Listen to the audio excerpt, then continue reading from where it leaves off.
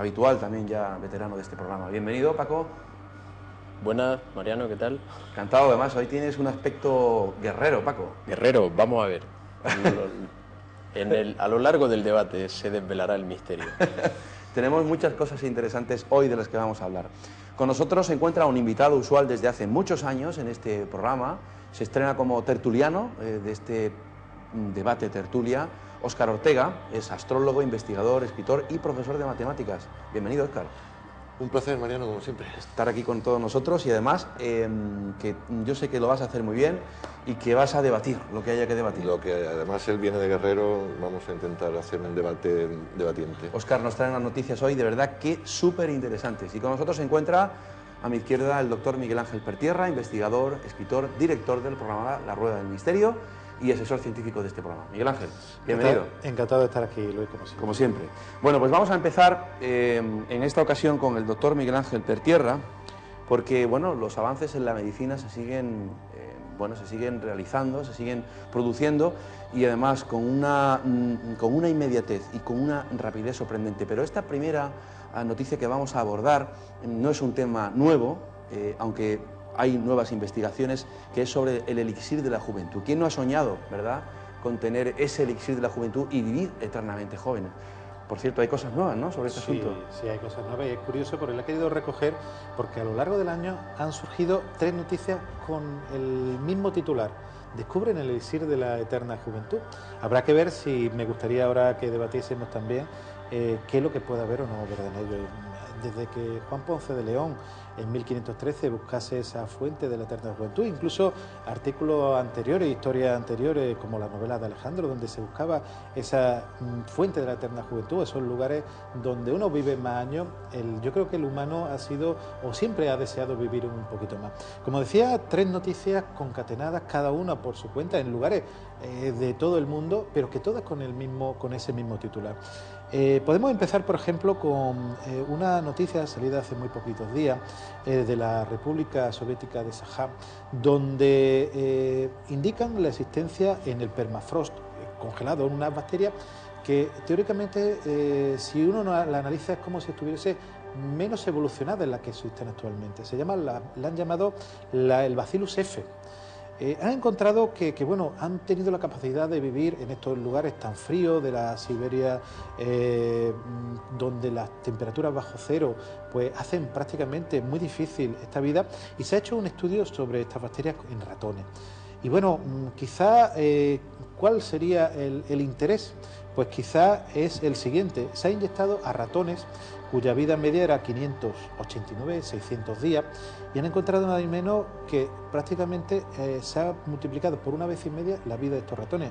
Han obtenido una media de 897 días que podían vivir estos ratones. O sea, hay un efecto después de inyectarse. Sí, un efecto claro. Incluso si los científicos que lo han estudiado han intentado polarizar o incluso realizar el estudio, lo que podía ser en los hombres, y podía ser entre 35 y 40 años más, pero no solamente el tiempo de vida, sino que realmente mantendría el mismo nivel vital.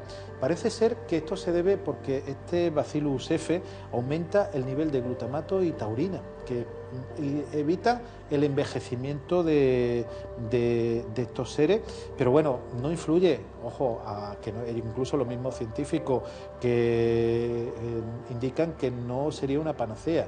La persona que va a tener un tumor no se lo evita, pero pensar que 1,5 veces más en la vida.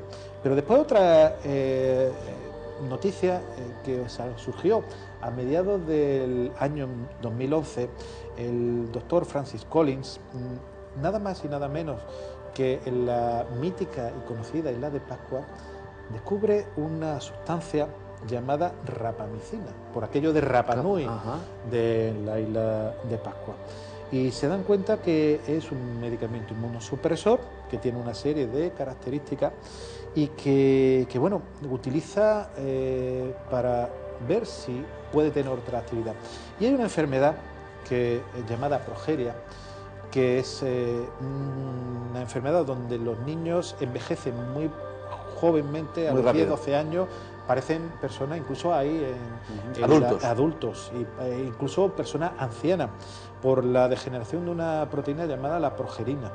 Entonces parece ser que esta rapamicina, se han cogido una serie de células de estos pacientes de un síndrome llamado Hutchinson-Gilford, que es realmente la progeria, y paraliza este envejecimiento.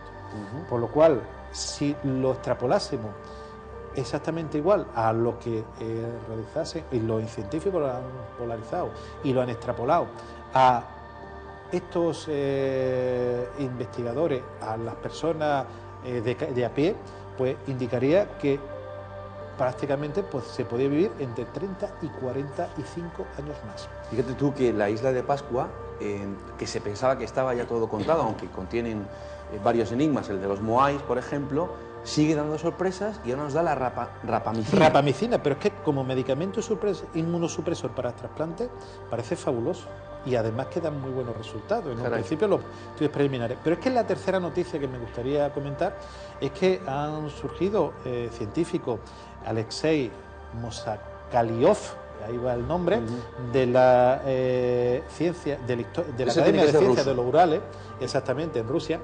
Pues resulta que ha descubierto que una mosca que todo el que estudia medicina o biología la conoce, la Drosophila melanogaster, en ese ADN hay una proteína, y la voy a leer literalmente, la DGADD45, que está, parece ser relacionada con el envejecimiento, pues si se actúa genéticamente sobre esa proteína y se hace que se replique más, se puede producir incluso que la persona o el individuo viva más. En este caso, la mosca ha vivido 5,9 veces más, por lo cual ha aumentado mucho su longevidad. Se está intentando no solamente ser más longevo, sino con la misma calidad de vida. Parece que la destrucción de esta proteína indica envejecimiento. Si se mantiene esta proteína, el envejecimiento se paralizaría en un principio. O sea, estamos como desmitificando o dándole una explicación a lo que muchas veces se ha hablado de la fórmula, ¿no?, de la eterna juventud, dándole quizá una explicación científica y encontrando en diversas partes del planeta sustancias, elementos que, bueno, que aplicadas en un ser humano, ya hemos visto en ratones, pues nos alarguen la vida con la misma calidad, ¿no? No sé si recuerdo mal. Compartimos un gran porcentaje de nuestra genética con lo de las moscas, ¿es así? Sí, por eso se hacen los estudios en biología, ¿no? y en medicina se hacen los estudios con la drosofila, porque nuestro código genético es muy parecido, aunque mosca y humano físicamente no se parezcan, incluso al nivel cromosómico somos, entre comillas, muy parecidos. Entonces, por eso, toda aquella persona que haya estudiado pues esa Drosophila melanogaster es muy conocida. Oye, ¿os imagináis en una sociedad donde el ser humano viva, no sé, 200 años o por lo menos 150 años? Todo esto está indicado 140, 150 años los estudios. Incluso hablábamos en una de las tertulias, el doctor George Church, el padre de la genética, que incluso hablaba ya de vivir esos 140, 150 años con una calidad de vida similar o mejor de la que tenemos ahora.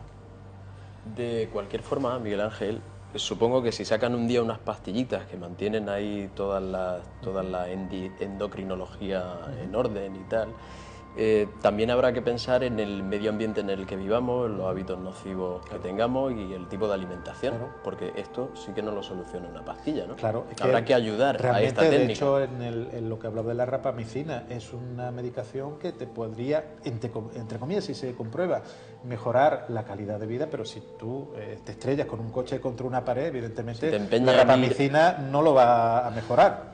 Y aún así, yo me gustaría preguntarte, ¿se conoce perfectamente el mecanismo de envejecimiento? ¿Es porque se deteriora y hay error en la duplicación del ADN o es por otra cosa? Realmente parece ser que ese ADN se va degenerando. De hecho, la historia o el estudio sobre Drosophila parece ser que a nivel genético nuestros genes se van degenerando poco a poco, pero hay proteínas. Se habló hace unos años de los antioxidantes. Esa taurina y que hemos hablado antes, y glutamato, que, ojo, el glutamato está en muchos alimentos y la taurina también. El mantenimiento parece ser que te mantendría cada vez más joven.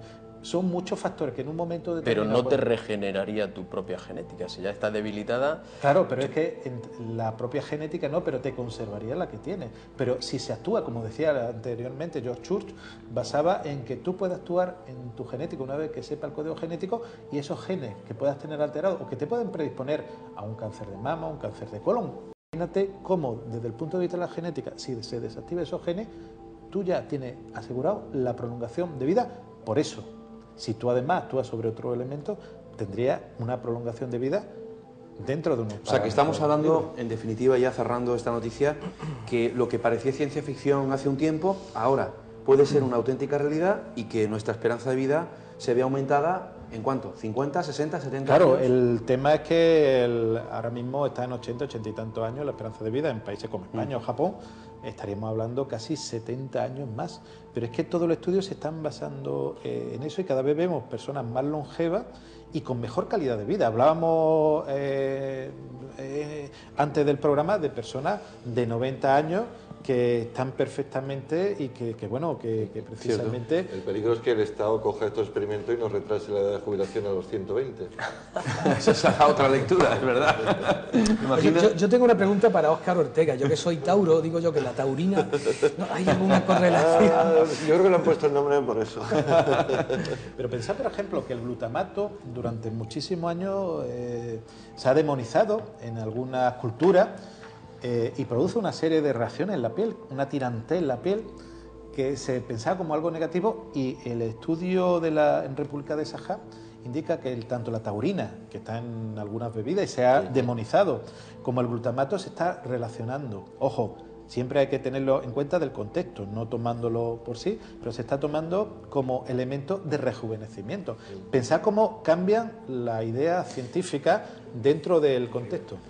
Cambiamos de noticia, seguramente Miguel Ángel nos seguirá sorprendiendo con esto del elixir de la eterna juventud y con todas las investigaciones que se están llevando a cabo. En definitiva, en nuestra tierra, en nuestra naturaleza, están muchas de las respuestas a este tipo de incógnitas. La siguiente noticia es de verdad muy interesante porque tiene que ver con las creencias de las personas.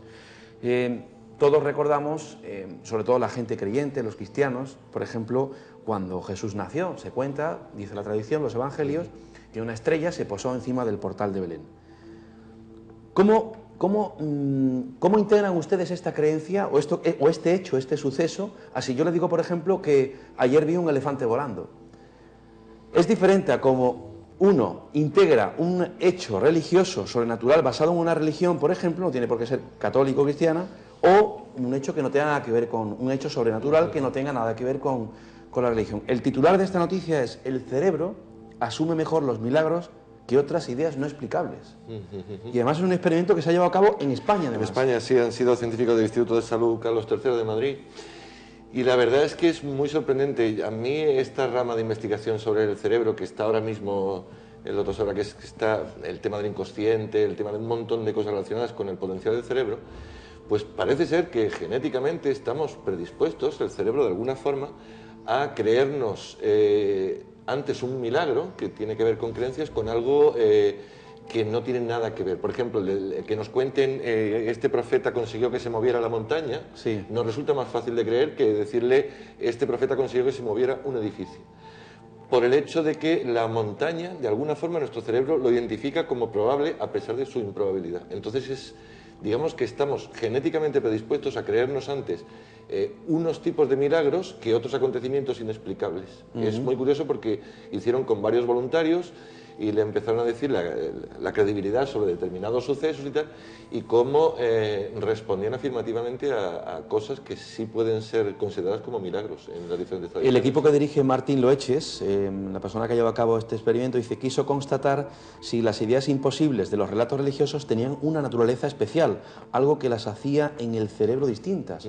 O sea, tenemos un mecanismo ahí dentro, quizás genético, que hace más creíble una experiencia sobrenatural religiosa que no.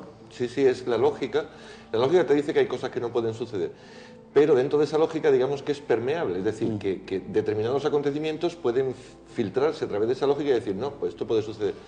Pues lo que estaba investigando este especialista era a ver si existe una rama de conocimientos, digamos, sobre hechos inexplicables que nos son más asequibles, y eso explica por qué las religiones sobreviven, ya que utilizan elementos mágicos que nuestro cerebro es más capaz de asimilar que otros. Dice la noticia, la religión, consciente o no, habría utilizado preferentemente las ideas que el cerebro humano considera menos sorprendentes y al no ser extravagantes, el éxito del relato religioso estaría garantizado. Según este experto, ahora queda por determinar qué es lo que hace que unas ideas sean apropiadas para un mito religioso y cuáles no. Dice este experto, esto es lo que nos tiene locos. Cuando lo sepamos será de gran valor en la búsqueda de los ingredientes de éxito para un texto. Ha remachado el director de este estudio, que saldrá publicado en papel en breve y en el que también ha participado Sabela Fondevila, otra experta en la materia. ¿Qué pensáis sobre esto? ¿Habéis escuchado este tipo de noticias, de historias? Bueno, yo hace unos días escuché en la radio que habían realizado un estudio similar de cómo la gente que tiende a la conspiranoia o a creer en conspiraciones es capaz de tener una mente tan abierta que puede creer una afirmación y su contraria. Por lo visto lo han hecho en el Reino Unido y bueno, la flexibilidad de mente a veces juega malas pasadas también. Francis, tú como psicoanalista, no sé si tú habías escuchado algo parecido a esto. No, pero es posible, es decir, que...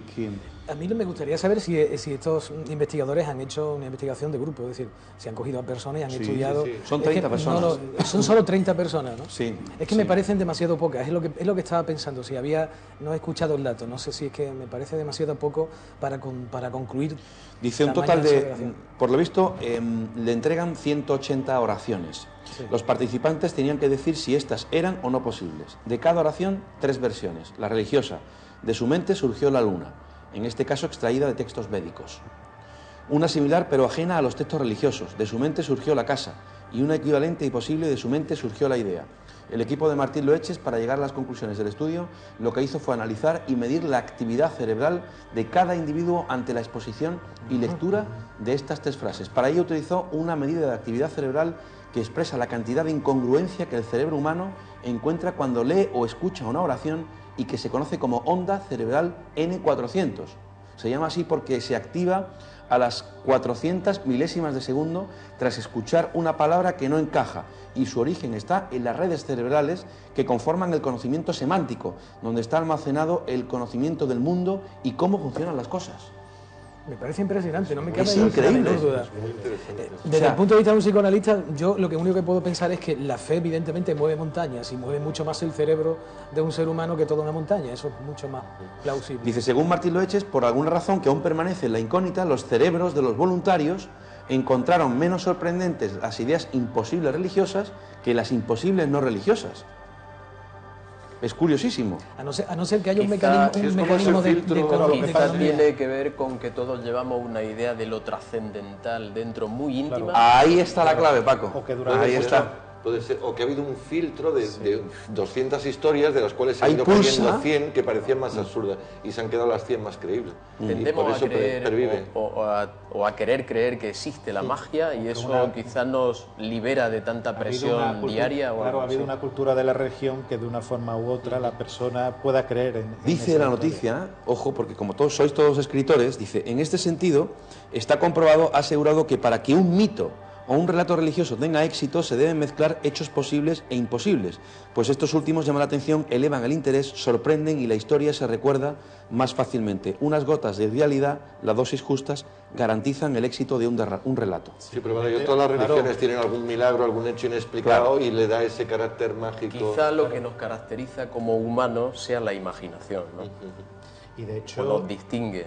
De hecho, los últimos relatos de gran venta, bestseller, es una mezcla entre la realidad y con hechos ficticios. Gabriel García Márquez siempre ha utilizado ese realismo mágico y la verdad es que se integra perfectamente y te resulta perfectamente en el creíble. momento que tú encuentras algo que es real, tu cerebro quizás interprete que todo lo demás pueda ser.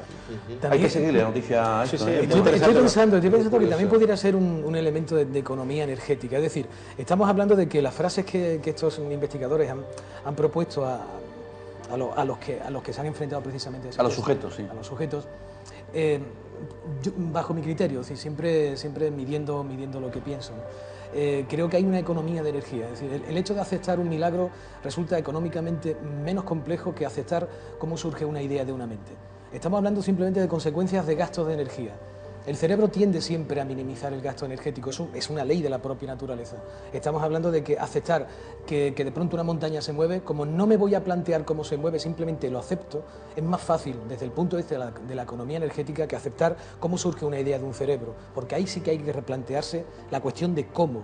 En el caso de un movimiento de una montaña no hay un cómo.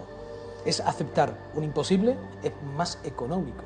En ese sentido, pero menos complejo. Yo no estoy de acuerdo con eso, Francis. Tú date cuenta que una persona, una convicción religiosa, evidentemente, pura y dura, pues va a creer en el milagro, pero una personalidad, una persona científica va a intentar buscar esa causa. Tú cuando escuchas un ruido o escuchas una cosa, tú intentas darle una explicación, no piensas que es un ángel que se te ha aparecido, por lo cual el cerebro, en algunas cosas, sí es verdad que quizá por economía, en eso sí pueda estar de acuerdo, minimice, pero otras veces al revés, lo que hace es presentar una serie de hipótesis. Estamos hablando de sujetos, no me refiero de sujetos, no sé exactamente el nivel cultural que tiene. Yo creo que ahí... Las muestras, conociendo a Martín Loeche, serán unas muestras muy homogéneas, Esperemos una que sí. muestra no sesgada, Es un gran investigador Martín Loeche. Esa es la cuestión. Es un gran investigador, el estudio que se ha hecho es muy interesante. Muy interesante. A mí me parece lo más importante es catalogar exactamente qué tipo de sujetos se enfrentan a ese test, porque el sesgo es inevitable cuando se trata de creencias religiosas o de conocimiento científico. Si el planteamiento de las preguntas es elemental, el científico se plantea una cuestión. Normalmente la muestra debe ser homogénea. Yo creo que, evidentemente, sí. A mí me parece de todas formas sigue llamando la sorprendente. atención, por ejemplo, si nos metemos en el campo de las apariciones marianas o de lugares de apariciones marianas, es más fácil creer entonces que la Virgen o Jesucristo ha curado a tal persona de una enfermedad que la mente de esa persona haya curado su enfermedad. Es decir, ¿por qué nuestro cerebro encaja mejor la creencia religiosa que la creencia de la explicación psíquica, ¿no? Que también es complejo. Yo sigo pensando que es más compleja la explicación desde el punto de vista de que un ser humano cure a otro milagrosamente, a que sea un ente religioso al que no le tenemos que dar explicación que lo haga. Para mi criterio se economiza el pensamiento. Sí, sí. Era justamente lo que iba a decir en el sentido de lo que dice Triguero. Yo creo que puede ser una de las explicaciones. El cerebro es mucho menos matemático o le cuesta mucho más averiguar el proceso que lleva a que ocurra algo así, que puede ser algo científico y muy difícil, muy complejo. Esa explicación se la ahorra, efectivamente, y dice, bueno, ha sido Dios. Es que al no haber una posible explicación, me ahorro el concepto, me ahorro el estudio. Medir. Es decir, lo que más me sorprendió a mí de la noticia fue que se pueda medir la incongruencia, es decir, que pueden colocar unos sensores y medir la incongruencia, es decir, cómo reacciona ante una incongruencia hoy nuestro en día cerebro. hay una prueba que también podrían, no sé si la habrá utilizado o irá a utilizar, la resonancia magnética dinámica, donde mide la actividad cerebral en tiempo real. Por eso, pero que dentro de esa actividad cerebral, que puedan medir la incongruencia, me parece que estamos en un punto ya muy, muy avanzado a nivel de mediciones cerebrales. Hacemos nuestro primer alto en el camino. Dentro de unos minutos continuamos con el programa, con más noticias que tienen que ver con arqueología, con ciencia, medicina, misterio y ovnis, porque Paco Quevedo, como siempre, nos trae la actualidad ovni. Hasta ahora mismo, amigos.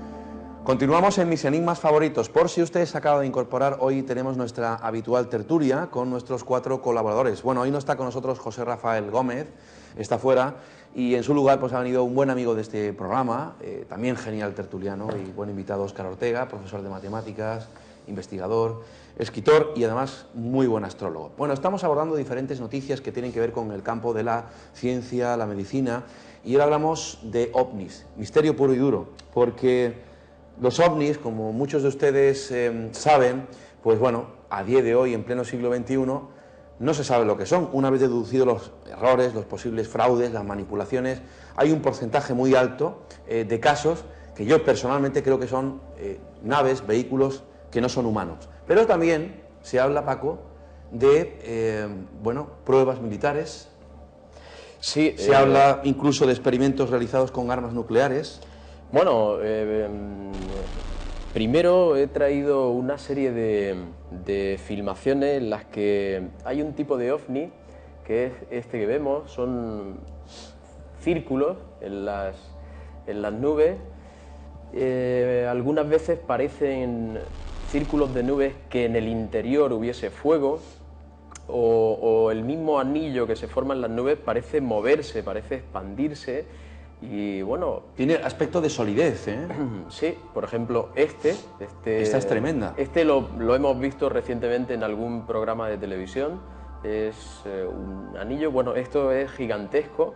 ¿Esto qué estamos viendo, Paco? Una protuberancia que parece bajar de una nube y está rodeada de una especie de halo luminoso, como si efectivamente una nave estuviese ahí oculta.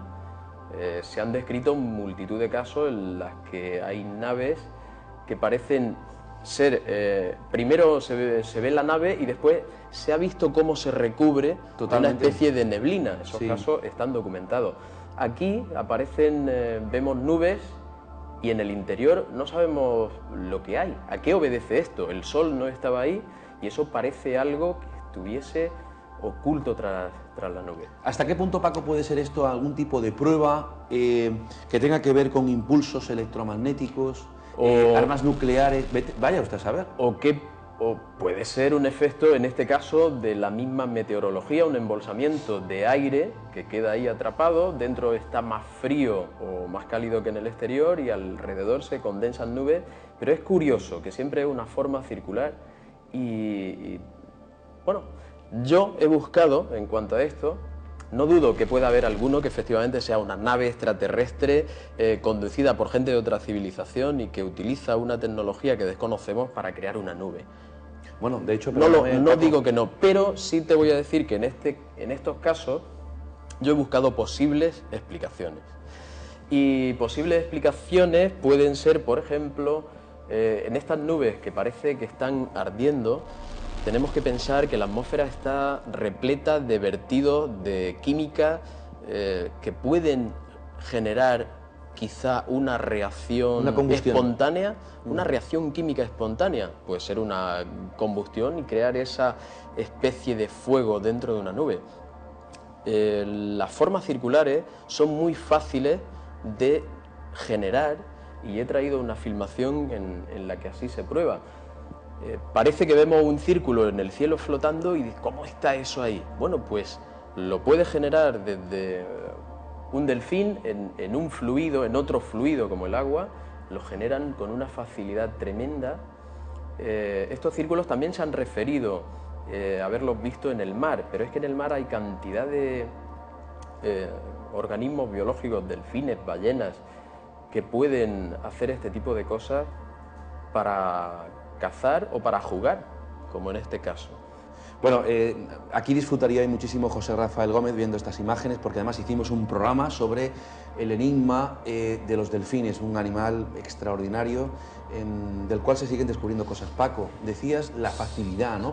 Sí, este fenómeno, como es reproducible, nos plantea una duda enorme de si todas estas filmaciones de círculos en el cielo, círculos en mar abierto, pueden tener que ver siempre con algo misterioso. Yo propongo que es reproducible. Eso es un humano, un submarinista puede hacerlo exactamente igual. Nosotros, sumergidos, podemos hacer como una O cuando fumamos. Y esto es el monte Etna. Curiosamente, son expulsiones naturales, crean un vórtex, que se llama esta formación un vórtice, en los que por la diferente temperatura y la velocidad que adquiere al ser expelido este humo, pues forma ese anillo y se puede mantener, en función de cómo esté la atmósfera, se puede mantener muchísimo tiempo. Esto, con un fogonazo, una deflagración de un combustible, pues lo podemos lanzar hacia arriba. Paco, y esto es justamente lo que hemos visto antes. Estas imágenes que tú has traído me ha recordado mucho a mi época de fumador, cuando sabía perfectamente hacer esas OEs, es verdad que se mantenían un ratito en el... Bien, pues se pueden reproducir de un tamaño descomunal, en función de cómo esté la atmósfera ese día, se quedan muchísimo tiempo y en una grabación que parece larga, que pueden ser 2 minutos, pues da esa impresión. Y una última cosa, en cuanto a las nubes estas grandes que hemos visto con una especie de halo en su interior, que podría ser una nave, aquí me gustaría meter una queja en cuanto a que si de verdad, como se ve en este vídeo, se están realizando o se pueden realizar, aprovechando la ocultación de las nubes, pruebas de cualquier tipo en la atmósfera, pequeñas explosiones para probar algún armamento. Si nos fijamos en la imagen suelta como una especie, se convierte en un hongo, que es el típico hongo nuclear. Al no estar en tierra, no sale de tierra, pero sí va hacia ella, porque empieza a dibujar el tallo. Esa parte inferior, si tocase una nube, si no estuviese despejado como en este caso y hubiese una nube debajo, al tocar la nube seguramente produciría ionizaciones y puede producir ese tipo de efecto que hemos visto en Rusia, que era la anterior grabación, o en Rumanía. Por tanto, Paco, deberíamos requerir una investigación oficial de nuestra atmósfera. Pues sí, yo lo pediría, porque igual tenemos una atmósfera demasiado... Se está hablando mucho del protocolo de Kioto, de la ecología, de conservar, pero todos los gobiernos, o la mayoría de los grandes gobiernos, continúan haciendo pruebas y vertiendo a la atmósfera en pro de la economía y de la industria una cantidad de porquería y de química que ensucian demasiado y pueden ser causantes de muchas de estas cosas. Yo tengo un par de casos a finales de la década de los 90, en el sur de España concretamente, testigos que presenciaron, no eran objetos circulares, sino en este caso romboidales, eran ovnis, objetos voladores no identificados. En un momento dado, en esa observación del testigo, se queda estático en el cielo a una altitud considerable, y como de repente, conforme va viniendo un avión y aproximándose a ese rombo, a esa cosa sólida, esto empieza a producir una nube y se envuelve en la nube. Hay muchos casos ovnis muy bien documentados donde el artefacto produce una nube hasta envolverse en ella. Y volvemos con esto a lo que siempre hemos añadido al tema OVNI. Es la capa de la invisibilidad para los gobiernos ocultar muchas pruebas. Entonces, quizás no sean ovnis y sí sean pruebas de vaya usted a saber qué tipo. O trastorno meteorológico. Yo hace mucho consultaba Ahí hablamos de proyecto HARP. Algunos asociados al proyecto HARP, pero incluso fenómenos meteorológicos tal cual. Hablando con un meteorólogo no hace mucho sobre la aparición de esto en un país oriental, y nos indicaba que eran simplemente problemas de densidades entre las nubes y el ambiente. Da una forma circular, una forma muy curiosa, incluso salen, como dice Paco, unos vórtices, unos vórtex que llaman la atención, incluso algunos parece un vórtice de un twister o de un huracán o de alguna cosa del aire, pero realmente yo creo que también hay que pensar que, aparte de que pueden existir o no casos inexplicables, la mayoría sí se podrán explicar. Hombre, hay efectos meteorológicos que aún están en estudio y otros que están muy estudiados. Yo, por ejemplo, desde mi casa un día me quedé sorprendidísimo, saqué mi cámara y empecé a fotografiar una forma circular inmensa que pasaba y semi-ocultaba el sol. Preguntándole a un amigo meteorólogo, me explicó que son cristales de hielo y que en la atmósfera tienden a tomar una posición, o sea, al pasar debajo del sol se produce un círculo perfecto, inmenso, y son pequeños cristalitos de hielo. Curioso. Cambiamos de asunto. Vamos ahora a hablar de arqueología, porque en el sur de España, concretamente en la provincia de Málaga, un bello pueblo que se llama Nerja, conocido por muchos de ustedes, pues en una cueva han aparecido pinturas prehistóricas. Parece que la han datado por el carbono 14, no sé si este es el método que han utilizado Francisco Trigueros, y nos da el resultado de la friolera de 40.000 años, por consiguiente se tratarían de las más antiguas de Europa, ¿verdad? Curiosamente, lo que parece ser es que no es del estilo Cro-Magnon, que hasta ahora prácticamente todas las pinturas que ha habido estaban consideradas precisamente ese estilo. Bueno, tampoco es que haya ningún otro estilo con el que compararlo, pero al parecer los investigadores han llegado a la conclusión de que se trata de neandertales. Es decir, ¿hasta qué punto? Pues tenemos que considerar el hecho de que sí, justamente en esta zona, aquí en Andalucía, pues el último reducto de neandertales pudiera ser precisamente los que crearon ese tipo de imágenes, que al parecer pues tienen forma de focas. No es, aunque la imagen yo la he estado viendo la imagen sinceramente no me resulta demasiado parecida a una foca. Sin embargo, insisten en que esa es exactamente la forma. Lo que se plantea aquí es hasta qué punto ¿Hasta qué punto todo lo que hasta ahora se ha considerado lógico desde el punto de vista de la arqueología, de la prehistoria, considerando que los neandertales no habían llegado a estar durante tanto tiempo? O mejor dicho, ¿hasta qué punto todo esto cuestiona el hecho de que, siendo, se supone, en función de la datación, las primeras pinturas que hay consideradas las más antiguas, ¿cómo es posible que los neandertales hubieran creado precisamente esas pinturas? Es lo Claro. que no era una cultura rica en ese tipo de expresividad. Y eso es lo que se cuestiona. Habrá que empezar a retomar un poco la arqueología y mirar exactamente hasta qué punto esto es cierto o no lo es. Porque a mí me parece que las conclusiones son un poco A precipitadas. mí, aparte de los dibujos, que realmente, como tú bien dices, dice que son focas, si ellos lo dicen, No lo pues, veo tan claro. son los que entenderán. Yo, evidentemente, pues, me quedo en mi duda. Pero a mí me llama la atención la explicación de cómo iluminaban para poder ver esa cueva, donde esas vieras que aparecen tanto en el Camino de Santiago las rellenaban al parecer de una grasa de animal y les servía de antorcha.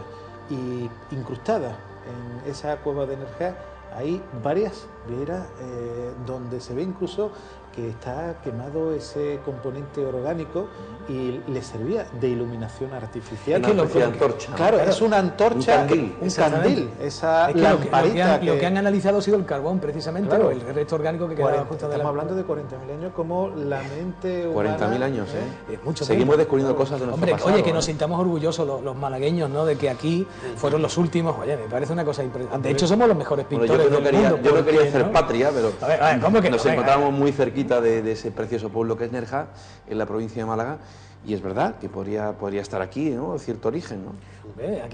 Aquí en Málaga han nacido grandes pintores, así que por algo será, ¿no? Bueno, seguiremos atentos por la cercanía geográfica de esa interesante noticia. El mundo en el 2012. ¿Saben ustedes que se han hecho aproximadamente 20 predicciones para los siguientes 100 años? La siguiente noticia dice que la BBC ha compilado una interesante lista de 20 posibles acontecimientos notables para los siguientes 100 años, basándose en la aportación de sus lectores y en la curaduría editorial del futurista Ian Pearson. Más allá de un intempestivo apocalipsis, es posible que el mundo viva una serie de fascinantes cambios, al parecer bajo el imperio de la aceleración tecnológica que lleva a la vanguardia en cuanto a lo que se refiere al desarrollo y transformación de la naturaleza. Vamos a repasar rápidamente esas 20 predicciones que son muy curiosas. La primera dice: los océanos serán cultivados extensamente, pero no solo con peces. Es decir, supuestamente en 100 años acabaremos con todos los recursos del planeta. ¿Dónde está el futuro alimenticio? Quizá en los océanos, quizá en el mar. Por lo tanto, van a sembrar algas, por ejemplo. Y ahora estamos con los criaderos de mejillones y de otras Por ejemplo. La segunda: nos podremos comunicar a través de transmisores telepáticos. ¿Lo creéis posible? Sí. Tercera: gracias a la ingeniería genética y a la robótica habremos creado humanos hiperinteligentes que serán prácticamente inmortales. Esto tiene que ver con la el relación, Isidro. ojo, y la inteligencia.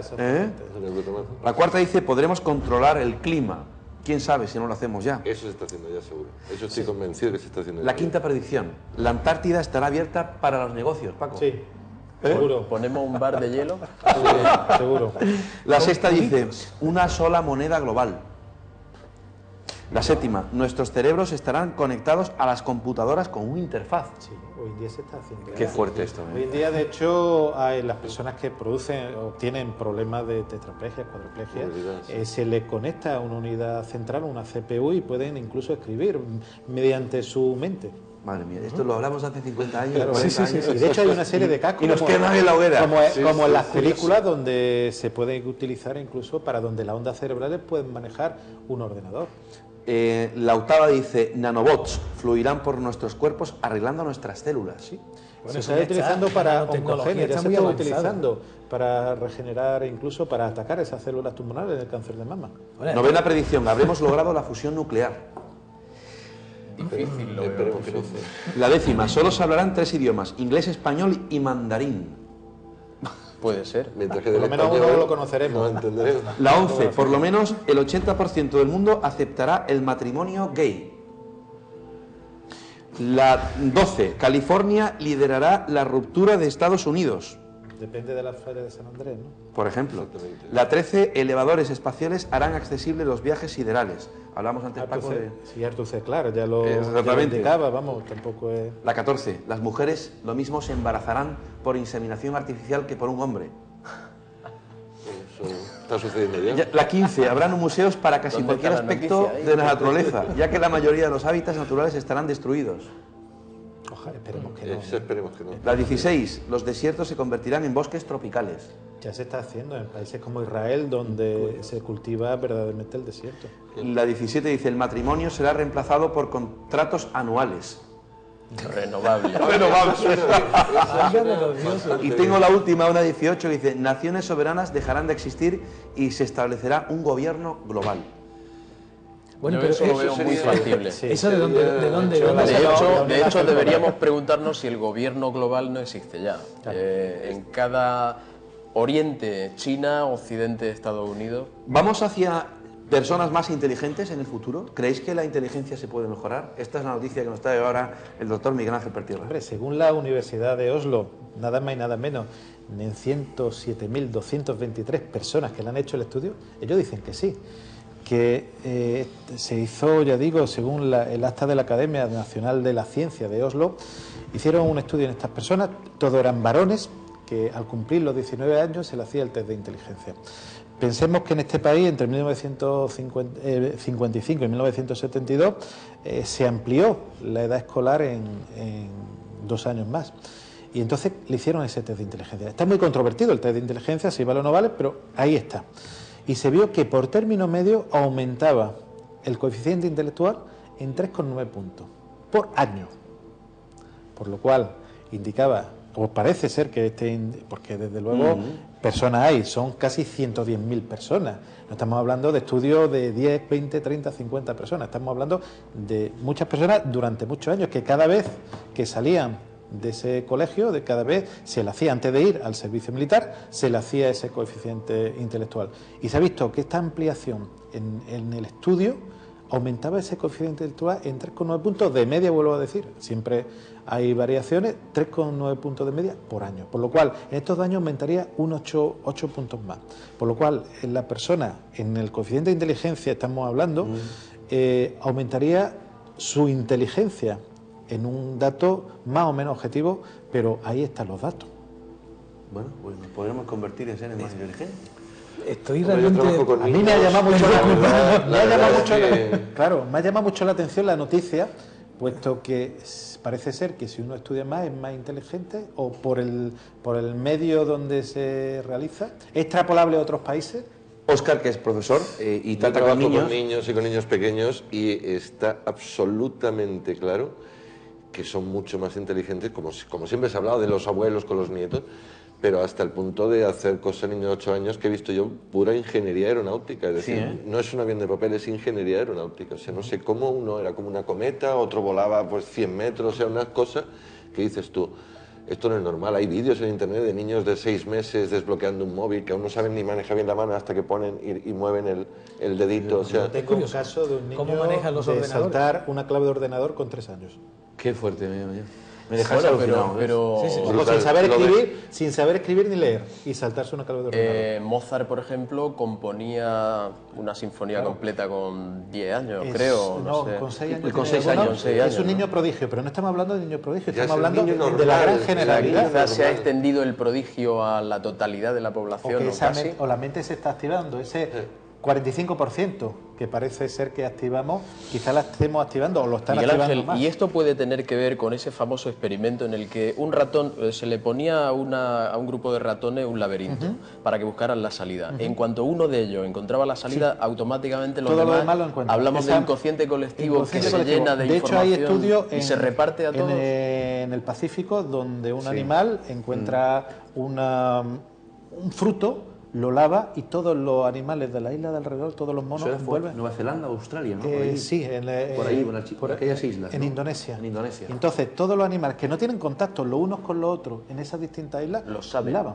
Es curioso, ¿eh? Claro, Existe- son monos, son primates. ¿Qué opina del inconsciente colectivo? ¿Podría ser real y ahí volcamos todas nuestras experiencias para que lleguen a un disco duro otra general gente, de como toda la un humanidad. disco duro virtual. Eso lo notas en los niños, es decir, es un progreso que traen de serie, quiere decir que nuestro conocimiento lo traen ya integrado cuando nacen. Hablaríamos de memoria celular. Otra cosa, ¿se podría integrar la experiencia positiva en la genética y transmitir a las generaciones posteriores? Memoria celular. Pensad, por ejemplo, el quebrantahuesos. Se han hecho estudios.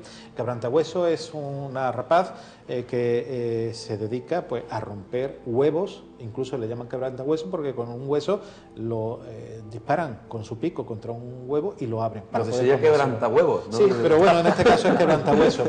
Incluso para comer la médula de los huesos. Claro, ha habido animales en cautividad que jamás han visto cómo se hacen. Lo han soltado a la naturaleza y lo han vuelto a hacer. No lo han aprendido ni aprendido, simplemente está en su memoria celular. Bueno. Ojo, y en el humano también hay eso habría. La cantidad de cosas que estamos descubriendo hoy, amigos. Bueno, una cosa, ¿hasta qué punto también podría ser que los niños tengan ahora sometidos a una mayor estimulación desde el punto de vista virtual, ordenadores? Claro, por eso estamos hablando. Ese 45% que el cerebro ahora mismo es capaz de activar, lo estamos activando más y mejor y más rápido. Pensemos que cualquier chaval, como dice Óscar, con una pequeña edad es capaz de hacer muchísimas más cosas que posiblemente pudiéramos hacer nosotros, quizás por esa estimulación. Un bebé de 8 meses que aún no maneje tal y cual, y se oye a los padres como le dicen, venga, desbloquéalo. Y el niño lo intenta varias veces hasta que por fin consigue que el dedo se pose en la pantalla y entonces desbloquea el iPhone. Que es fascinante, pues como ese vídeo sale, Pues la evolución social se transmite al individuo. Bueno, todo esto está muy bien, pero la pregunta, por ejemplo, que nos lleva ahora a hablar de la siguiente noticia que nos trae Óscar Ortega, hablar de Stephen Hawking, que por cierto ha cumplido 70 años.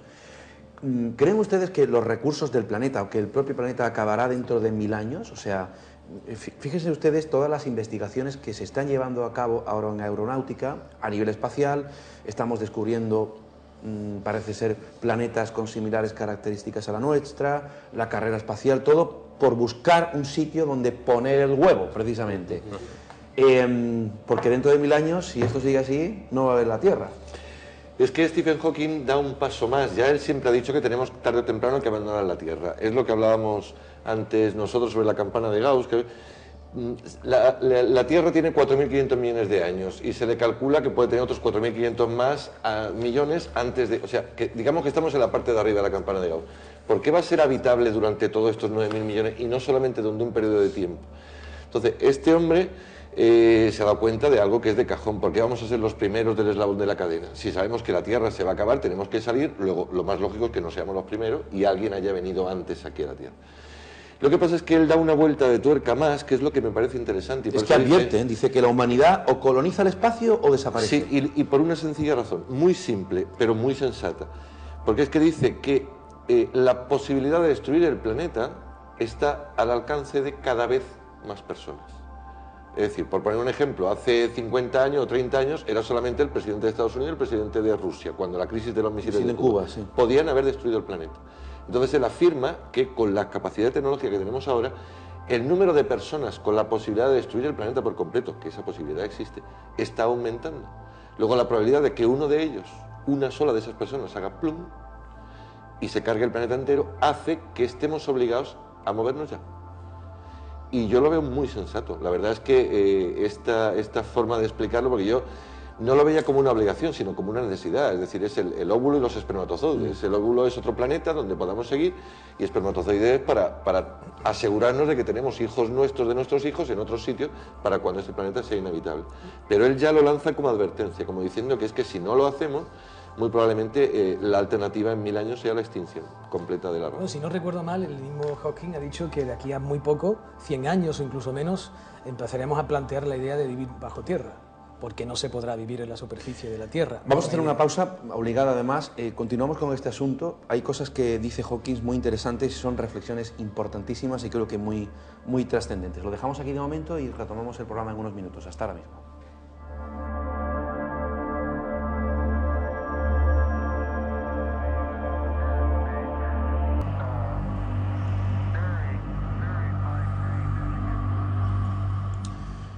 Continuamos en la tercera parte de mis enigmas favoritos. Estamos haciendo nuestra habitual tertulia, debate, destacando lo más notable, noticias que tienen que ver con ciencia, medicina, misterio, arqueología, astrobiología. Y Óscar Ortega nos hablaba de Stephen Hawking, del titular o las afirmaciones que ha hecho este genial científico: no sobreviviremos 1000 años sin dejar el planeta Tierra. Óscar, hay una serie de reflexiones que hace Stephen Hawking al final de la noticia que yo destacaría. Dice: el hecho de que nosotros los humanos, que también somos meros conjuntos de partículas fundamentales de la naturaleza, hayamos sido capaces de acercarnos tanto a la comprensión de las leyes que nos gobiernan a nosotros mismos y nuestro universo es un gran triunfo. Quiero compartir mi emoción y entusiasmo por esta búsqueda. Así que acuérdense de mirar hacia las estrellas y no hacia sus pies. Intenten encontrarle un sentido a lo que ven y pregúntense por aquello que hace que exista el universo. Sean curiosos y, por muy difícil que pueda parecerles la vida, siempre hay algo que pueden hacer y en lo que pueden tener éxito. Lo importante es que no se rindan. Qué mensaje, ¿no? Más. Hombre, sobre todo porque es un mensaje de palabra que está corroborado con la obra. Es decir, es lo que comentábamos antes. Era un hombre que le dieron una esperanza de vida muy corta, tiene ya 70 años, lleva un montón de tiempo en esa posición, en su silla de ruedas, con una movilidad muy reducida, y él es el primero que ha cumplido con lo que habla. Por eso habla con propiedad, porque con sus obras lo cumple. Tal y como vamos, la humanidad en este momento, si seguimos así 1000 años más, siendo varios millones más de seres humanos, está claro que esto llegará a un colapso si no estamos llegando ya. ¿El futuro de la humanidad está fuera del planeta? Sí, posiblemente sí. Pensaba que hace unos días se informaba de Rusia, que dice que va a crear una base lunar permanente en la Luna. Se habla ya de terraformación de planetas como Marte, estudios que se están realizando. Cuando no podamos hacer nada aquí, será como cuando en 1400, 1500, pues se intentaba buscar a los exploradores otros lugares, en este caso, en vez de otros continentes, serán otros mundos. Paco. Yo tengo mucha esperanza en el ser humano, muchísima, y pienso que con el tiempo nos daremos cuenta que lo que hay que cambiar principalmente son los gobernantes. Buscar gobernantes que sean buenos, fiables, transparentes. Una vez hecho eso, vamos a salir triunfantes de una situación como esta con total seguridad. Ese es mi convencimiento. Creo que somos mucho más listos que para aprovechar un planeta como el que tenemos, antes que malgastar muchas veces miles y miles de millones lanzando sonda al espacio y hablando de estas complicaciones. Y si seguimos como estamos, dices, ¿dónde llegaríamos? Yo creo que, como ya decía Albert Einstein, cuando le preguntaban ¿cómo será la tercera guerra mundial? Y dijo, pues no tengo ni idea, pero la cuarta seguro que es con piedras. Pues si seguimos así acabaremos ahí fijo. Esto tiene mucho que ver con la noticia que seguidamente vas a comentar, Paco, pero si estuviese aquí José Rafael Gómez diría, bueno, estamos hablando en el espacio, fuera de la Tierra, pero es que a lo mejor podemos construir bases submarinas para vivir debajo del agua. Todo es posible. ¿Por qué no? Es decir, que en vez de ir fuera, pues nos quedemos aquí dentro, bajo Aún el así, agua. aún así sigue siendo insuficiente el planeta para ver. La seguridad es que el planeta se va a acabar. Tarde más o tarde menos, el planeta tiene su fecha caducida, que para mí es el descubrimiento más importante de la astronomía o de la astrofísica del siglo pasado. Es decir, tenemos una fecha caducidad, tarde o temprano nos tendremos que ir.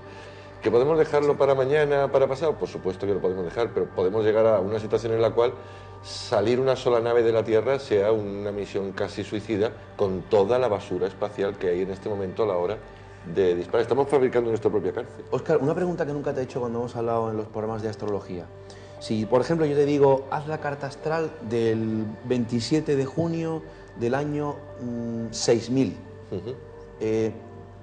¿podríamos establecer ahí cosas? Es decir, ¿podríamos ver si existe la Tierra, por ejemplo? O... Es que ahí enlazas con una cosa que me pasó muy curiosa, con una mujer argentina que estaba en una enfermedad terminal. Entonces me preguntó, yo le miré la carta para el año siguiente, es decir, todavía no había llegado a ese periodo, y le salía a hospitales, lucha, quizá un viaje largo, estaba pensando en ir a Chicago para hacerse tal y cual. Y no llegó, es decir, ella falleció antes de llegar a ese periodo que yo le había mirado. Es decir, es como si hubiera tenido escrito lo que hubiera sido en caso de ella haber sobrevivido. No sobrevivió, pero parece que el libro seguía escrito en caso de que hubiera seguido viviendo. Curioso. Entonces, con tu pregunta, pues sí, es muy probable que te diga lo que pasaría en caso de que haya alguien que esté en esa fecha. Paco, nos encontramos ante una nueva guerra fría, lo que se llama la guerra 2.0. Yo estoy convencido de que sí. Desapareció la guerra fría basada en megatones entre Unión Soviética y americanos, y yo creo que ha aparecido desde hace ya algún tiempo la Guerra Fría de megabits. O sea, que ya no se trata de decir quién la tiene más grande. Me refiero La bomba. La bomba, claro. Sí, claro. ahora se trata de decir quién tiene más grande el ordenador. Exacto. ¿Por qué? Pues, bueno, hay ordenadores. Los ordenadores permiten calcular todo. Permiten el diseño de motores aeroespaciales, permiten el diseño de medicinas, permiten incluso realizar pruebas de armamento sin tener que explotar una bomba y recreando cada uno de los efectos que esto produciría. Ajá. Dándole los parámetros suficientes son capaces de hacer cualquier cosa. Entonces la lucha ahora entre potencias parece que, según se ha hecho eco de esto Newsweek hace unos días, está en desarrollar o poseer el superordenador más grande y más potente. Esta carrera últimamente ha entrado en juego China, con el poder que le dan los recursos económicos casi ilimitados que están teniendo ahora, y de los 3 más potentes que existen en el mundo, 2 son chinos. En esto también han adelantado a Estados Unidos. Pero Estados Unidos ya ha prometido venganza, entre comillas, ¿Cómo no? y ha dicho que para final de 2012 tendrá un ordenador que octuplicará la potencia del chino. Vamos, si quieres damos unos datos del ordenador chino, que se llama Tianhe 1A. Tianhe significa río del cielo, que es como ellos llaman a la Vía Láctea. Y este cacharro, que en realidad es el arma más potente de la Tierra, porque con eso se puede simular cualquier cosa. Date cuenta que la industria lucha por tener una medicina, por ejemplo, en farmacia, en tener una medicina antes que los de al lado. Si tiene un ordenador más potente, lo va a tener antes y va a ganar mucho dinero. O sea, esto genera 200.000, se ha calculado que unos 200.000 millones de dólares cada año. Bien, pues este Tianhe resulta que tiene 103 cabinas que ocupan unos 1.000 metros cuadrados, es decir, un ordenador que tiene 1.000 metros cuadrados de superficie, pesa 155 toneladas, realiza 2.507 petaflops ¿Qué es por eso de segundo. petaflops? Pues los petaflops son el número de operaciones, el número de cálculos matemáticos que es capaz de hacer en un segundo este ordenador. Y esos 2.505 petaflops significa que son 2.507.000 billones de operaciones cada segundo. Qué barbaridad. Para entenderlo y poder compararlo, tenemos que saber que un ordenador de los más rápidos domésticos puede tener unos 6 millones con M de operaciones por segundo. Uno muy caro, muy rápido, casero. Este tiene 2 trillones... Qué barbaridad. 507.000 billones de operaciones por Madre segundo. mía. Además, por ejemplo, uno de nuestros ordenadores puede tener, como mucho, un par de microprocesadores con 4 núcleos cada uno, 8 núcleos. Este tiene 21.404 microprocesadores, Madre tiene 186.368 núcleos, utiliza 229.376 gigas de RAM, el mío tiene 4. Sí, el mío también. Y cuesta... Si alguien tiene 72 millones de euros, pues seguramente que la empresa comercializadora, si te dan licencia, te lo O sea, que los chinos la tienen más Sí, grande, yo lo la quiero. computadora. Ahora mismo la computadora más grande es China. Qué barbaridad. Se puede pedir para Reyes. Y Que en esto- España se alojan 8 de las 500 mayores supercomputadoras mundiales. Efectivamente. Hay un top 500 a nivel mundial, esto es un ranking que se actualiza constantemente porque todos los países luchan por tener el ordenador más grande. Eso les permite desarrollar productos, como hemos dicho, que pueden competir y generar grandes beneficios. La más potente está en Madrid. En España la más potente está en la Universidad Politécnica, se llama Margaret. Ahora mismo ocupa el puesto número 228, pero ha llegado a estar, creo que fue el número 34. En Barcelona que es existe el un Mare logro. Nostrum.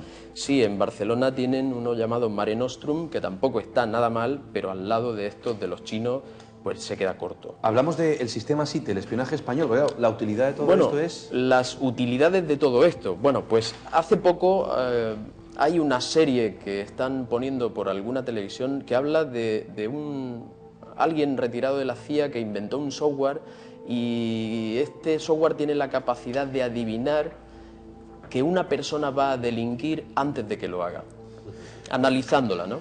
Minority Report. Minority Report hablaba de lo mismo, pero basándose en las capacidades extrasensoriales de un par de gemelos sumergidos en líquido. Aparte, tenían un superordenador que analizaba constantemente, valoraba constantemente y lanzaba una alerta. Esto, aunque parezca ciencia ficción, existe y en muchos más sitios de los que nos han contado. Incluso hay proyectos que son totalmente públicos, como Ayers Island en Maine, en Estados Unidos, y allí lo que han montado esta gente después del 2001, montaron esta isla. Hay más centros como este, una isla que recrea una pequeña ciudad repleta de sensores, repleta de cámaras, repleta de micrófonos. Allí montan fiestas, montan conciertos, invitan a pasar unos días a gente y le advierten que son constantemente grabados. Estas máquinas, hay programadores que están analizando gestos y enseñando a las máquinas a comparar estos gestos con bases de datos. Los gestos que son anteriores a una conducta delictiva pasan a una determinada base de datos. De manera que el provecho que le han sacado es montar en determinados aeropuertos, en fase de prueba creo que está aún, este software, un superordenador con el que está comunicado y está aplicando los gestos que nosotros estamos haciendo para adivinar si vamos a realizar una conducta delictiva, si somos terroristas, si somos contrabandistas, colocarnos una alerta y mandar esa alerta al policía que inmediatamente por el pinganillo dice: vete a ver a este hombre. Está funcionando muy bien y no es ciencia ficción, es pura realidad. El SITEL que me hablabas, sí, el sistema, todo esto por supuesto nos dicen que tiene una aplicación que en este caso sería positiva, pero no sabemos en manos de quién está y se puede usar para espionaje y para localizar a una persona. Pues sí. Seguramente. El sistema SITEL, el español, existe y lo que hace es una grabación, graba todas las telecomunicaciones, telefónicas, SMS, revela tus archivos de audio o de vídeo que tengas en tu teléfono móvil. Bueno, pues el sistema SITEL puede localizarte en cualquier momento, puede saber tu situación. En España legalmente, técnicamente, debe estar avalado por una orden judicial claro, para que esto empiece a funcionar. Pero ¿siempre es así? Sería la pregunta. ¿Estarían quizá americanos, españoles, el resto del mundo, utilizando la tecnología para violar algún derecho? Te recuerdo, el sistema te va a colocar tu alarmita y van a posiblemente pinchar tu teléfono. No lo sé, pero la tecnología es terrible y es un arma poderosísima. Qué paranoia. Bueno, la siguiente noticia nos lleva a hablar de otro tema muy interesante. Cuando hemos hecho, Francisco Trigueros y yo, programas sobre los sueños, hemos hablado siempre de la posibilidad de que existiera alguna máquina, algún tipo de tecnología que pudiese registrar en imagen en nuestros sueños o imprimir en una imagen, ver en una imagen un pensamiento. Científicos logran transmitir imágenes mentales en un monitor. Es cierto. Hombre, es cierto. Es curioso que con ese gran ordenador que tú has comentado, aún todavía es incapaz de imaginar. Por supuesto. Como decíamos, si algo nos distingue de todo lo demás es la imaginación. Gracias a Dios. Bueno, no se sabe si algún día llegarán o no a hacerlo, pero en principio no. El caso es que esto se le puede considerar una especie como de lector de mentes. No sé si llegarán un día a ser algo así, un simple escáner capaz de captar la imagen que tú estás que está precisamente en ese momento en tu cerebro. Lo que han hecho ha sido someter a una serie de sujetos a unas filmaciones y luego han hecho un escáner y han recogido exactamente las impresiones de esa filmación en su cerebro.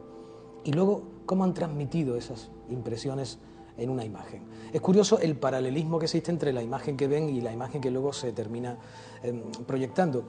Evidentemente, esta es una imagen difusa, una imagen carente de definición, pero esto está todo en proceso. Este tal Jack Gallant, neurocientífico de la Universidad de California, hombre, lo importante bajo su criterio es que con esto se puede detectar qué pasa en el cerebro de un esquizofrénico, qué pasa en el cerebro de una persona con algún tipo de accidente cerebrovascular, o qué pasa con un sujeto que está en coma.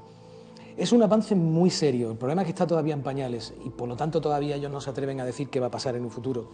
¿Considerarlo lector de mente? Es posible. Lo que sí es cierto que tanto para pintores como para escritores, como para cualquier persona, o como es posible desde el punto de vista de lo onírico, de cómo intentar hacer que alguien pueda ver exactamente el contenido de su sueño para su interpretación, sería verdaderamente Hombre, una de válido. las cuestiones que se plantean ante este descubrimiento es la privacidad que va a tener una persona, ¿no? Pero tú sabes que Claro. el que hace la ley hace la trampa. Claro. El día que esto empiece a circular entre nosotros se usará evidentemente tanto para lo bueno como para lo malo. Eso Lo es que pasa es que de cajón. esta ¿no? noticia todavía está en pañales. Está en pañales. Yo lo que hace una traducción de esa resonancia magnética dinámica de la imagen que tiene cuando se estimula esa parte del cerebro, Una pixelación, lo interpreta sí. que ese mismo dibujo, por lo cual cuando tú esa parte del cerebro la estimulas estarías viendo esa misma imagen. Realmente es un estudio muy interesante, pero yo creo que todavía está muy en pañales. Sí, yo lo creo, Ojo, sí. y aunque japoneses han conseguido, entre comillas, imágenes de esa mente, de esos sueños, que sería en un momento determinado interesante saber cómo funciona nuestro cerebro, yo creo que todavía nos queda Dice mucho que el camino por proceso demanda varias horas al interior de una máquina de resonancia magnética. Además, el sujeto debe estar lo suficientemente motivado mentalmente para concentrarse en la imagen mostrada con duración de 20 segundos y no en varias, sumando eso la paciencia para mantenerse inmóvil durante el tiempo que dure De hecho, la creo que el mismo Joe experiencia. Galán fue uno de los sujetos de experimento. También me parece un poco pérdida de tiempo porque si nos ponen ese sensor a todos los tíos, la imagen que vamos a dar todo va a ser la misma. Triple X.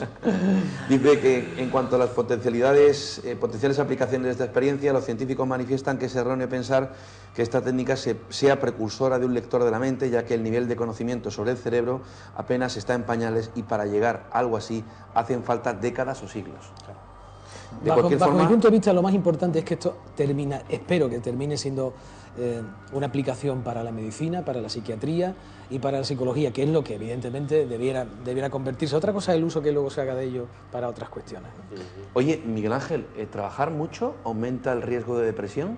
Eso dice un estudio ¿De verdad? realizado Curioso. en Reino Unido y durante un montón de años. Este estudio se comenzó en 1985, Ajá. con 2.123 personas, empleados públicos, y la Universidad de Londres y el Instituto Finlandés de la Salud Ocupacional, pues ellos, y leo literalmente, hacen una asociación robusta de que trabajar de más de 11 horas produce aumento o más riesgo de depresión. ¿Cómo lo hicieron? Que yo creo que es lo interesante y quizás la explicación y demás. Cogieron en 1985 un grupo de personas, hombres y mujeres, 1.626 hombres y el resto 497 mujeres, y le hicieron un test, le hicieron una serie de preguntas y ninguno padecía ni había padecido ninguna enfermedad psicológica y lo siguieron durante un montón de años, como indica este estudio.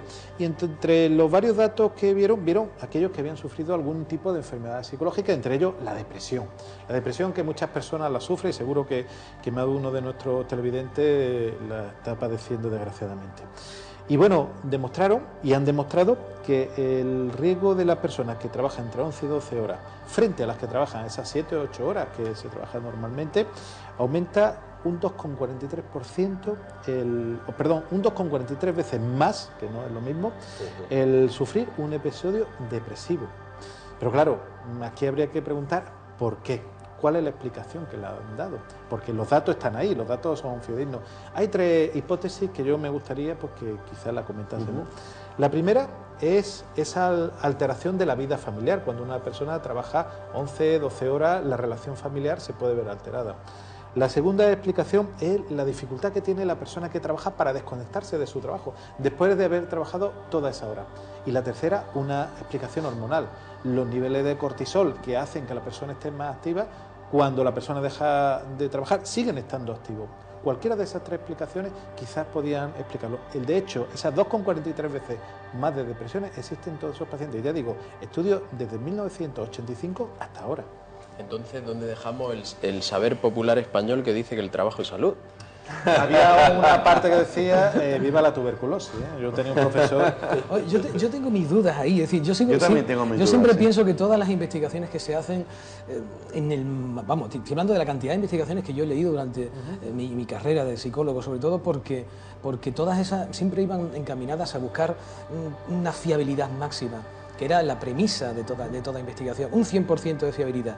Había infinidad de test para captar esa fiabilidad y lo más importante eran siempre, o lo que nosotros como investigadores siempre estamos barajando, son las variables extrañas, las variables denominadas contaminantes. ¿Se han estudiado el que no haya tenido consumo de alcohol, tabaquismo? Sí, pero se han planteado hasta qué punto una persona que trabaja 11 horas en algo que no le gusta, a diferencia de alguien que trabaja... Se ha planteado también. También se ha planteado. Claro, es que por eso se escogió a estas personas,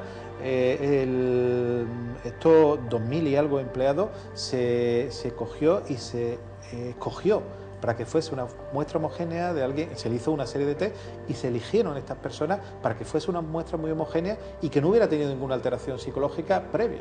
Se ha barajado también la posibilidad de que haya, como se ha demostrado últimamente, que haya una variable genética en el caso de la depresión, porque hay un componente genético. Eso sería un componente, pero es que se ha visto que las personas que trabajan más existen. Por lo cual, en las personas que no hay una muestra de 2000 personas, en las personas que trabarían menos, quizá también habría ese momento de depresión. Bueno. Yo creo que lo importante son estas tres investigaciones. A mí me gustaría preguntar una cosa, ya algo más seriamente. ¿Se ha determinado si los individuos que se estudian son trabajadores de lo que les gusta? Sí. O sea, trabajan en lo que les gusta y aún así pueden sufrir alguna... Sí, yo creo que aquí problema. El secreto de esto es estas tres explicaciones. Problemas familiares por el uso de horas, el no poder desconectarse como ocurre a muchas personas, muchos ejecutivos que trabajan tantas horas que viven hoy en día con el móvil enganchado, o esos niveles hormonales donde la persona está hiperactiva, esa vigorexia que se habla muchas veces, donde las personas no pueden desconectar y no pueden relajarse. O sea, que entonces... El tipo de alimentación, es que a mí me parece que decidir algo así es muy complicado. Bueno, si os parece vamos a despedir esta tertulia con una noticia. Se publican cosas como esta, ¿no? Además en grandes medios de comunicación, sobre todo en prensa. Vosotros os acordáis de la película Lente, donde ocurre el caso de Carla Morán, donde hay un ente que además la agrede sexualmente. Bueno, esto está basado en un hecho real. Bueno, pues el titular de esta noticia, y la voy a leer entera porque me parece súper curiosa, le va a poner una nota de humor. Y yo no digo que este sea posible, ¿no? Y que esta señora, que es la protagonista de esta noticia, esté sufriendo en carne propia un acoso sexual de un fantasma. El titular dice: abuela británica denuncia el acoso de un fantasma pervertido. Mujer de 73 años acusa a un fantasma de acosarla sexualmente cada noche. Asegura que, como si se tratase de un pulpo, toquetea su cuerpo cotidianamente. Doris Birch está teniendo problemas para dormir desde hace unos meses. Aparentemente, por las noches, recibe la visita de un fantasma que extiende una especie de tentáculo sobre su cuerpo. La mujer de 73 años, quien reside en el pueblo de Herne Bay, ha denunciado este acoso paranormal. Dice ella que es como un pulpo. Comenzó hace 4 meses. Estaba recostada en mi cama cuando sentí este extraño par de manos. Pateé frenéticamente y se marchó. La próxima vez que llegó arrojó el cobertor de la cama al suelo. Sin embargo, no todos le creen, e incluso ella teme que el denunciar formalmente este acoso ante las autoridades estas puedan atribuir el fenómeno a su incapacidad para vivir de forma autónoma y le obliguen a enrolarse en un asilo. Este peculiar fenómeno nos recuerda al caso de Rhonda Barron, que afirma que el espíritu de Jim Morrison se mete entre sus sábanas cada noche. También nos remite a la reciente popularización entre los investigadores de lo paranormal de estudiar las actividades sexuales de los fantasmas. Pero una vez más el interrogante queda en el aire. Y ahora termina la noticia con algo que sí ya me parece cuanto menos de verdad interesante, por lo menos para reflexionar. Reflexionen ustedes ya vamos a terminar el programa. ¿Son los fantasmas seres que gozan de una actividad sexual? ¿O en realidad estos seres que se quedan inmersos en un loop energético están además condenados a la abstinencia perpetua? ¿Os imagináis? Hombre, Viagra fantasmagórica. Lo curioso es que siempre denuncian mujeres. Es decir, hombres que han sido atacados por fantasmas, mujeres, no... Yo propongo 7 días, 7 noches, estando allí en esa casa, grabando en todo momento, para llegar al final y al fondo de este asunto, al fondo. Es decir, a ver quién es el personaje que se aparece allí y quién la acosa sexualmente. Bueno, después de esta noticia, que bueno, tiene su punto de humor, acabamos el programa de hoy. Ha sido de verdad un auténtico placer. Hemos aprendido todos mucho hoy, como siempre, con estas noticias. Francis Trigueros, Óscar Ortega, Paco Quevedo, Miguel Ángel Pertierra, gracias por estar aquí una vez más. Os veo próximamente y con estas interesantes noticias. Gracias, Mariano. Gracias, Luis. Gracias, Luis. Un abrazo muy fuerte a todo el equipo que hace posible, desde todo el equipo que hace posible este programa, como siempre, los datos de mis enigmas favoritos, nuestra página web www.misenigmasfavoritos.com, www.misenigmasfavoritos.com y nuestra vía de contacto para lo que deseen, misenigmasfavoritos@gmail.com, misenigmasfavoritos@gmail.com. Que sean felices, amigos, hasta la próxima.